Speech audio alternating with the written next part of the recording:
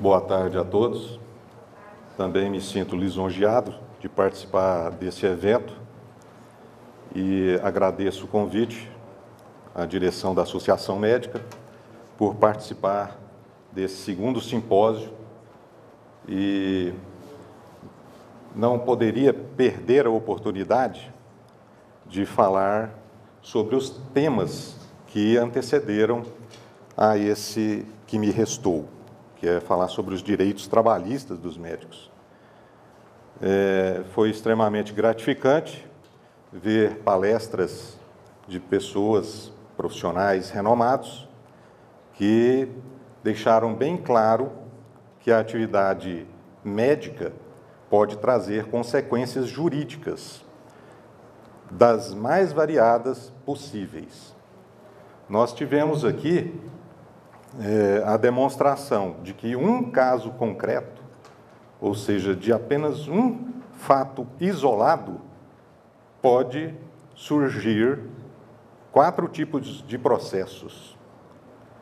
Um cível, que é um pedido de reparação, é dinheiro. O outro, penal, foi repassada aqui a responsabilidade penal pelo promotor de justiça, Dr. Vilanir Camapum, e também processo administrativo. Nós vimos pela fala do Dr. Cizenando que dentro das instâncias administrativas, seja cooperativas, secretarias municipais de saúde, estadual, planos de saúde, existem os processos administrativos que também vão averiguar a responsabilidade administrativa desse médico. E também vimos pela fala do Dr. Aldair Novato que há repercussões também no campo da ética médica. Ou seja, de um fato só pode gerar 4 tipos de processo. Eu tive o prazer de participar dessa questão que foi relatada pelo promotor de justiça. Esse assunto eu participei enquanto advogado do médico, né? Ele, por um acaso, trouxe um fato na casuística que ele pesquisou e eu participei desse caso aí que foi trazido por ele. Esse caso, ele gerou um processo ético profissional, onde, na primeira instância, o CRM local condenou o médico, mas, com o nosso recurso ao federal, por uma decisão unânime, esse médico foi absolvido. E aqui no campo criminal, esse mesmo médico, ele, na primeira instância, ele foi condenado e, com o recurso, ele foi absolvido também à unanimidade de votos. Então, eu não poderia perder essa oportunidade de dizer, né, que a atuação do médico, como bem demonstrado pelos palestrantes que me antecederam, pode trazer repercussões das mais variadas possíveis. Porém, isso não é o suficiente para impedir que os senhores médicos ou pretendentes a médicos ou acadêmicos de medicina, né, honrem com o ético e efetivo desempenho da medicina, que, aos meus olhos, é a mais bela das artes desempenhada pelo ser humano. Poderia passar, então? Vamos entrar propriamente na questão dos direitos trabalhistas dos médicos.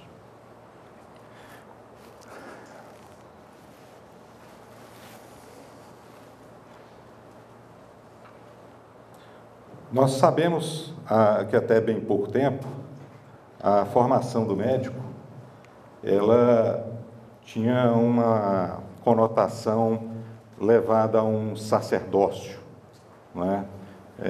O médico era formado para exercer uma arte, para fazer um trabalho de sacerdócio. Não era uma profissão como qualquer outra.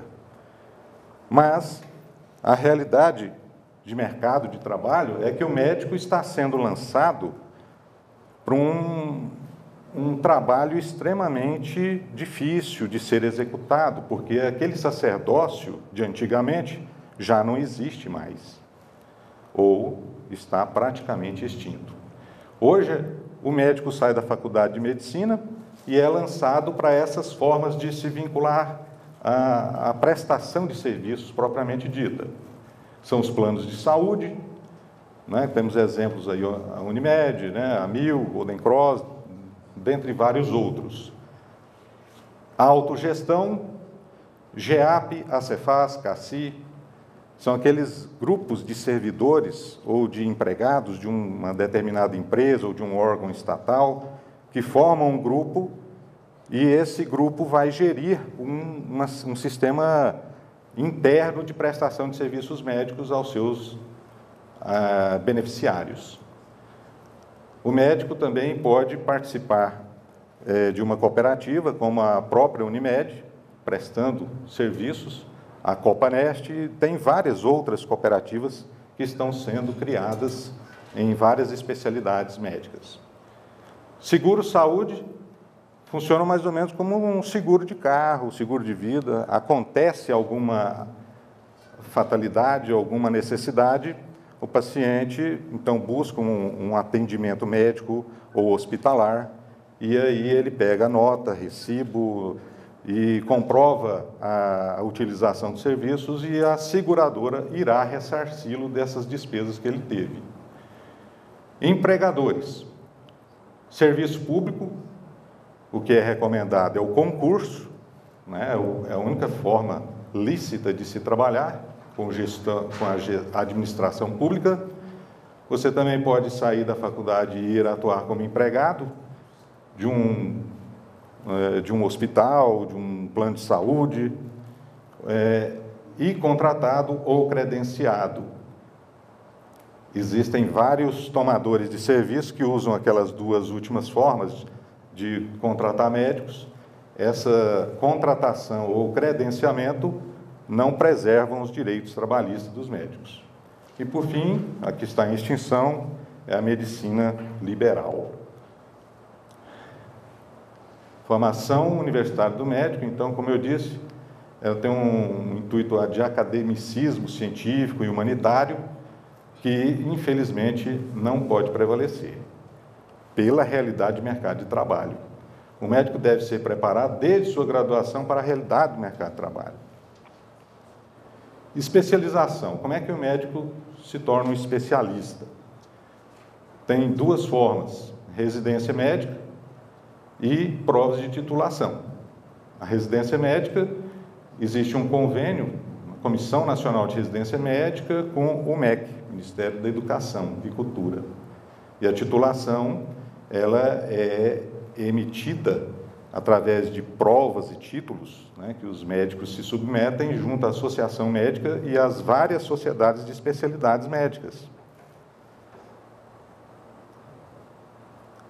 As relações trabalhistas. Na atualidade, o médico ele vai ser um servidor público, ou um assalariado, ou vai prestar serviços para convênios, ou trabalhar particular, que é a forma, como eu disse, que está em extinção. Como servidor público, ele se vincula de uma forma lícita, decente e constitucionalmente prevista, que é o concurso público. Ou ele também pode celebrar um contrato especial ou de credenciamento no serviço público. O concurso assegura direitos previdenciários, trabalhistas. Já o contrato ou o credenciamento sem essas garantias. Né? E como assalariado? Carteira assinada ou sem carteira assinada? Com carteira assinada tem garantias trabalhistas preservadas, sem carteira, sem garantias, inclusive previdenciárias. Né? Eu vejo muitos médicos aí no ocaso profissional, quando mais precisa da previdência, ele não tem o amparo necessário. Os convênios é uma relação obrigacional regida pelo Código Civil. Normalmente é feito um contrato entre o médico e o convênio, que é um tomador de serviço, e lá constam cláusulas obviamente, de interesse de quem está tomando o serviço. O médico é uma relação de desigualdade. O médico ele é colocado para trabalhar com os convênios, sem poder discutir honorários, sem poder discutir prazo de receber os seus honorários e, na maioria das vezes, os convênios impõem prazos, valores, procedimentos, glosas. Glosas é você deixar de pagar um serviço que foi feito sob uma justificativa pouco plausível. Particular, né? O valor dos honorários são livres. O médico presta um serviço e combina o honorário com o paciente ou com o representante legal, ou responsável por uma criança, por exemplo. E esses honorários são baseados no nome, na reputação, na especialização desse médico. Convênios. Os mais conhecidos, IPASGO, no nosso estado, né? IPASGO, Sistema Único de Saúde, Unimed, outros. Como eu disse, são contratos de credenciamento e referenciamento, unilaterais e protegem tão somente o contratante tomador de serviços. Ele é caracterizado pela imposição. Tá? O médico, para trabalhar para esses convênios, chega um contrato pronto, né? O médico é lançado nessa realidade. Eu quero me vincular ao IPASGO, então assine aqui. Ah, mas não concordo com isso, esse prazo aqui. Ou você quer trabalhar ou não. Se você quer trabalhar, você assina aqui. Então, as imposições, limites de procedimentos, você não pode sair pedindo muita ressonância, não, porque senão vai quebrar o plano aqui, né? Eu não concordo muito com a questão de limitação do médico para solicitação de exames, porque, para mim, como operador do direito, eu vejo que o médico tem que esgotar todas as possibilidades para ele fechar um diagnóstico preciso, tá? Porque se ele errar no diagnóstico, ele vai ser cobrado. Então, o paciente ele tem o direito de saber adequadamente qual é o diagnóstico para, então, se preconizar um tratamento adequado. Preço do serviço também são impostos, prazo para pagamento, glosas. Tipos de vínculos: contrato de trabalho formal, carteira de trabalho e previdência social assinada. Aí você tem os seus direitos trabalhistas preservados, como férias, 13º, FGTS, insalubridade, previdência. Informal, sem vínculo, direitos trabalhistas não reconhecidos, recebimento apenas de salário. O médico profissional liberal. Somente ocorre na prática quando o médico assume o próprio negócio, prestando atendimentos a pacientes e convênios variados, estabelecendo os seus horários de atendimento, limitando sua área de atuação em número de pacientes assistidos, bem como fixando autonomamente o valor correspondente aos seus honorários. Aqui é uma definição do médico enquanto profissional liberal, ou seja, ele tem total autonomia para dizer para quem ele vai trabalhar, qual que é o valor dos honorários, qual o horário de atendimento e quantos pacientes ele quer atender.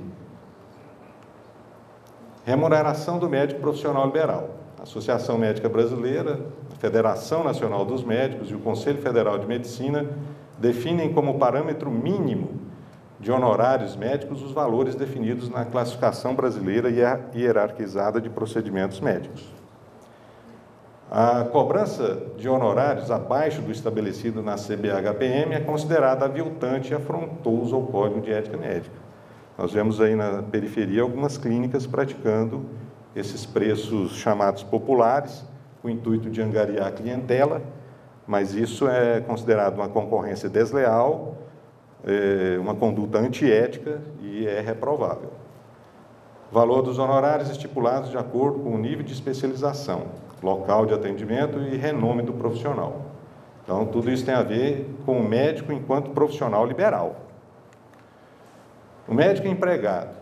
O artigo 3º da Consolidação das Leis do Trabalho define o empregado nos seguintes termos: considera-se empregado toda pessoa física que prestar serviços de natureza não eventual a empregador sob a dependência deste mediante salário. Eu trouxe essa definição aqui porque os médicos, na maioria das vezes, mantêm um tipo de relação informal, ou seja, sem carteira assinada, no serviço privado e sem concurso público no serviço público. Então, aos olhos da legislação trabalhista, se o médico trabalhar pessoalmente, de forma continuada, né, portanto, não eventual, para um determinado empregador, sob a dependência deste, ou seja, os pacientes do hospital, né, cumprindo ordens do diretor do hospital, e mediante salário, então isso caracteriza a relação de emprego. Isso vale, inclusive, para a sua secretária, né, do médico. Se você contrata uma secretária e não anota a carteira de trabalho dela, e ela comprovar a não eventualidade, a subordinação, o cumprimento de horário, recebimento de salário, ela vai conseguir na Justiça do Trabalho o reconhecimento desse vínculo e você, enquanto empregador, será condenado a pagar parcelas trabalhistas, previdenciárias e fundiárias a que esse trabalhador tem direito. A sua doméstica em casa, a mesma coisa. E a Justiça do Trabalho vê o contrato realidade, não quer saber de papel. Se você levar papel e o trabalhador demonstrar todos esses requisitos, você será condenado ao reconhecimento desse vínculo de emprego e à obrigação de pagar parcelas trabalhistas do FGTS e previdenciárias. Então, o que caracteriza vínculo empregatício? Prestação de serviços de forma habitual, pessoal, com dependência, portanto, subordinação e mediante pagamento de salário. Médico plantonista. Tem muito médico que sai da faculdade, né, e vai trabalhar nessa condição aí.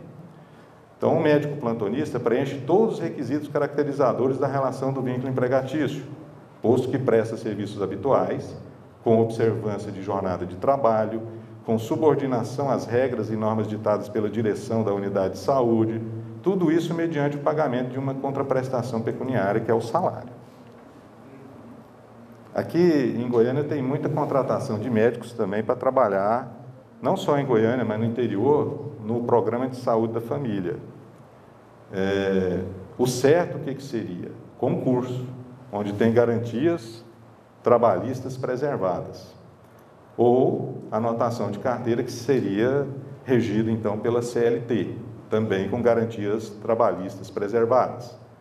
Contrato especial ou de credenciamento, que é o que a maioria das prefeituras fazem, contratar médico através desse tipo de contrato especial ou de credenciamento, ou seja, sem estabilidade, a qualquer momento o gestor da saúde chega lá e te demite, não foi com a sua cara, sei lá, garante apenas o salário e demais parcelas previstas no contrato.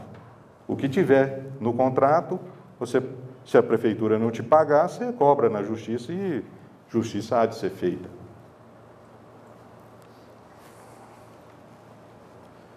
Uma jurisprudência aqui que fala sobre a contratação de médicos por programa de saúde da família, no serviço público. Tá? Então, no serviço público, a jurisprudência fala que é necessário que o médico se vincule através de concurso público. E se ele não se sujeitou ao concurso público, o contrato dele é tido como nulo. Então, é nulo o contrato de credenciamento de médico para atender ao programa de saúde da família, por não se enquadrar nas hipóteses constitucionais que admitiriam essa contratação. Ou seja, o contrato, essa decisão é aqui do TRT de Goiás, onde o médico, além de não ter o seu vínculo trabalhista reconhecido, ele perdeu os pedidos de férias, 13º, previdência e tudo mais. Outro Contrato nulo, efeitos. A contratação do servidor público após a Constituição Federal de 88, sem prévia aprovação em concurso público, encontra óbice no respectivo artigo 37, somente lhe conferindo direito ao pagamento da contraprestação pactuada em relação ao número de horas trabalhadas, respeitado o valor da hora do salário mínimo e do FGTS. Então, até 1988, era admitido a mesma forma de pleitear no serviço privado o reconhecimento do vínculo como no serviço público. Mas, a partir do advento da nova Constituição Federal, não de pronto, mas logo na sequência, os magistrados trabalhistas entenderam que esse contrato seria nulo e não geraria direitos trabalhistas nem previdenciários. Aí chegou ao ponto de ter saído aqui uma súmula, número 363, do Tribunal Superior do Trabalho, falando isso, que a contratação do servidor público, após a Constituição de 88, sem prévia aprovação em concurso público, encontra-se óbice no respectivo artigo 37, segundo e parágrafo 2º. Somente lhe conferindo direito ao pagamento da contraprestação pactuada em relação ao número de horas trabalhadas, respeitado o valor da hora do salário mínimo e dos valores referentes ao depósito do FGTS. Direitos de natureza trabalhista do médico. Estão previstos na Constituição Federal, na CLT, na Lei número 3.999, que é uma lei que fala sobre a jornada, o piso salarial do médico, insalubridade, e também nos estatutos dos servidores públicos, do Estado, dos municípios, convenções e acordos coletivos feitos entabulados pelo Sindicato dos Médicos com os sindicatos patronais. Normalmente, o que nós temos de direitos dos médicos? Trabalhistas. Férias de 30 dias por cada ano de trabalho, mais 1/3 das férias. 13º salário, aviso prévio, que é o normal. 30 dias mais 3 dias para cada ano trabalhado, além do primeiro, limitado ao máximo de 90 dias. Horas extras, pelo menos 50% a mais, o adicional noturno, 20% a mais da hora normal. A hora noturna, ela é considerada reduzida, ao invés de 60 minutos, nós temos que essa hora noturna, ela vale 52 minutos e 30 segundos. E adicional de insalubridade, fixados normalmente em 20% ou 40%, e o FGTS, 8% da remuneração, mais o seguro-desemprego. A Lei 3.999 é uma lei direcionada ao trabalho do médico e do odontólogo, fala de uma jornada de 2 a 4 horas, estabelece um mínimo equivalente a 3 salários mínimos, dá R$2.000 e poucos. A Federação Nacional dos Médicos defende que, por uma jornada de 20 horas semanais, uma remuneração de R$11.675,94. Não tem valor de lei, é uma recomendação. Apenas o estado do Piauí que adotou essa remuneração. Adicional de insalubridade, direito decorrente do trabalho desenvolvido pelo médico em ambientes ou em atividades com risco de contágio por agentes biológicos. Há uma divergência de opinião, alguns doutrinadores e juristas acham que essa insalubridade tem que ser calculada sobre o salário mínimo, outros falam que ela tem que ser calculado sobre o salário médico, piso salarial do médico, e outros entendem que é sobre o salário contratado. Onde reclamar os direitos? Na Justiça do Trabalho, na Justiça Comum Estadual ou Federal. Os honorários podem ser cobrados na Justiça ou até mesmo naquela Corte de Conciliação e Arbitragem, desde que haja uma cláusula compromissória ou desde que seja instituído o compromisso arbitral, conforme foi explicado pelo árbitro que falou sobre a Corte. Quando no exercício profissional houver uma afronta ao Código de Ética Médica, o médico pode fazer uma denúncia contra o seu empregador no CRM. Contribuições ou anuidades devidas pelo médico. Associação Médica de Goiás é facultativa, porém obrigatória para os associados. Sociedades de especialidades, facultativas, porém obrigatórias para os associados. Conselho Regional de Medicina, compulsória. E sindicato, contribuição sindical é compulsória, ou seja, o médico é obrigado a pagar. A social, não, já é facultativa, porém é obrigatória para quem é filiado. Por fim, uma mensagem aqui. O principal objetivo de um evento como este é, inegavelmente, proporcionar ao médico, bem como aqueles que de qualquer forma lidam com a área médica, uma visão panorâmica das relações de trabalho deste profissional e como ele deve se posicionar ante os seus diversos tomadores de serviço, a fim de ver preservado seu legítimo direito de poder prestar serviços com a qualidade que seus pacientes merecem, bem como ser devida e adequadamente remunerado por este trabalho. Obrigado.